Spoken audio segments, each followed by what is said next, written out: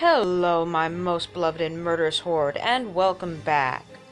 I'm, of course, your mistress of murder, Lady Kempo, and you all by now know my son, Charlie. Say hello, Charlie. I do so hope you all enjoyed my SCP video that was uploaded on the 13th of this month, if I do believe. And before I return to my normal content, I just wanted to discuss with you a topic that I hold very near and dear to my heart. That would be the fighting sports of boxing, wrestling, and of course MMA. As I have numerous times mentioned before, I actually practice the fighting sport itself, but also it is a love for a sport that seems to run in my family, as not only do several other members of my family practice, but my own paternal great-grandfather was a boxer himself. Now, while our fighting styles, time periods, rules and regulations differ as vastly as the fighters who practice them, there is one thing that all fighters, regardless of rank or region, that all know and brings us together as one as a family, and that is the golden rule to behave honorably while inside the ring or inside the fight itself. Now, unfortunately, not all fighters follow this rule with the same respect and diligence that the sport so deserves. So, without further ado, you know the drill by now, my lovelies. Pick your poison, sit back, relax, and let's have ourselves a little conversation. Here are the top 5 most dishonorable acts in boxing history. Number 5 is Jake LaMotta. Now, Jake LaMotta is recognized by most boxing fans for his 5 epic fights against Sugar Ray Robinson, as well as Robert De Niro's portrayal of him in the movie The Raging Bull. Jake LaMotta is unquestionably one of the most well-known fighters in the history of the sport. Well, that and the fact that he made a deal with the Mafia to take a dive in order to get a title fight. He, however, was later able to redeem himself and garner the respect of millions of boxing fans who all speak to the dynamic of his character. Number 4 is Shane Mosley. Now, whether the former 3-division champion Sugar Shane Mosley knowingly or unknowingly took performance-enhancing drugs before his second fight against Oscar de la Hoya is of very little consequence. He admitted to taking the Clear, which was a popular steroid used during the Blanco scandal, before a grand jury. Using steroids in boxing is not at all like using steroids in baseball. Plenty of boxers have died in the ring, and what Mosley did could have quite literally killed someone. Number 3 belongs to Mike Tyson, and is not one I entirely agree with. At the height of his powers, former undisputed heavyweight champion Iron Mike Tyson was one of the most feared men in all of boxing, and for good reason. Until the fight where he then bit off pieces of Evander Holyfield's ear in round 3 of their rematch. Now, as long as boxing exists, this fight will stand as one of the sport's most controversial. Now, as I said, I do not entirely agree with this being a dishonorable charge. Now, while Mike Tyson's actions did of course violate the rules of boxing and were very unsportsmanlike of him to say the least, I can personally understand that sometimes things happen when in the heat of the moment. For all those who have been in a fight or even practiced the fighting sports, you know all too well that when you are in the thick of it and your blood is pumping in your ears, it is very easy to lose yourself in that fight. You're not thinking of the rules or the regulations while fighting, and truly anyone who says, well, you should be or you shouldn't be fighting at all, clearly has not been in one themselves.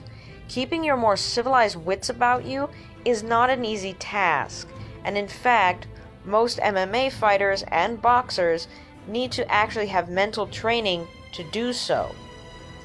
It is very easy to lose yourself once you're in the thick of it. It is why, in that regard, I can understand that sometimes things do happen in the ring And honestly, I'm more surprised that such events do not happen more often. Number 2 belongs to Antonio Margarito. Now, nothing in boxing is more dangerous than fighting with loaded gloves, which, for those who are unaware of what that means, it means removing the padding or adding something much harder to the gloves, which was a common way to cheat back in the day. However, that is just what Margarito was caught trying to do before his fight against Mosley. This led many boxing experts to believe that he had used the same substance, plaster of Paris, in his fight against Miguel Cotto, whose face had been brutally disfigured by the end of their fight. Margarito was then suspended and lost to Cotto in the rematch. And number 1 belongs to not only the boxer, but also his trainer as well. That is Panama Lewis and boxer Luis Restrepo. Now, one of the most infamous cases of cheating in the history of boxing is Luis Restrepo and his trainer Panama Lewis. They were found guilty of assault in the ring, conspiracy, and possession of a deadly weapon, which was Restrepo's hands, against Restrepo's opponent, the former unbeaten Billy Collins Jr., who suffered a torn iris and permanently blurred vision. He then died later that year. Now, for a bit more detail, I will tell you about exactly what happened during this particular fight. Now, on June 16th in 1983, the promising boxer Billy Collins Jr. stepped into the ring to face Luis Restrepo in a fight that would go down in history for all the wrong reasons. Now, Collins at the time was a 14-0 prodigy, promoted by the legendary Bob Arum at the time, and was fancied to beat Restrepo.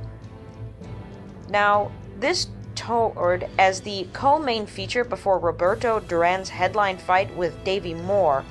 The pair actually put on a spectacular display of boxing for over 10 rounds.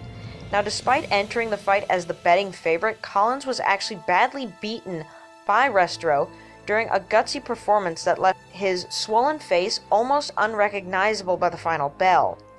But showing true heart, Billy Collins actually continued to fight despite his injuries, coming up in an unanimous decision of loss that had the crowd on their feet for both fighters. In the aftermath of the judge's decision, Restrepo, as is tradition, approached Collins and his father, who's also coaching his son during the fight, to thank them for the fight.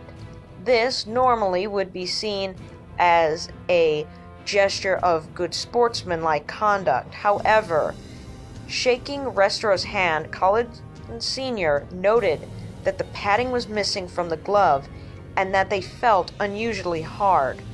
An investigation was launched by New York State Boxing Commission after the fight and discovered that Restrepo's trainer, Panama Lewis, had modified Restrepo's gloves. Soaking the fighter's wraps in plaster, Panama also removed about 2 inches of padding from the inside of the glove. This effectively turned Restrepo's hands into rocks. The pair were subsequently jailed for more than 2 years after being found guilty of assault in the ring, criminal possession of a weapon, Restrepo's hands, and a few other charges. For Billy Collins Jr., however, the consequences were by far more severe. He was left permanently scarred and partially sighted by the fight, and because of this, he never returned to the ring and slipped into a great spiral of depression. It was later that year, in March 6th of 1984, that the 22-year-old died by suicide after driving his car into a ditch near his family home. Years later, Restrepo would visit the Collins widow in order to ask them forgiveness. "People tell me to let go. I tried, but it's always on my mind," he was quoted in saying. Now, normally I would end my videos on a joke or on a more light-hearted manner, but given the topic and given the subject, I would like to leave it on a more somber note and reiterate the fact that boxing is an incredibly dangerous sport, and it should never be taken lightly. even those who just practice it, like me, as a hobby, and have no intentions of going into a career fighting, one of the first things that your sensei, your trainer, or your instructor, whatever you may call them, will tell you is that the techniques that you are learning can quite literally and quite easily kill another human being. Learning to fight should be taken just as seriously as is learning how to shoot and load a gun, because that is essentially what you're doing. You are learning to use a weapon. The only difference is that you are born with this weapon rather than having purchased it in a store. That all being said, I cannot stress enough the importance it is to practice control and to always obey the golden rule of all fighting sports. Behave honorably, always. And that is all the time I have for you today, my lovelies. And remember, haunting dreams and blessed be.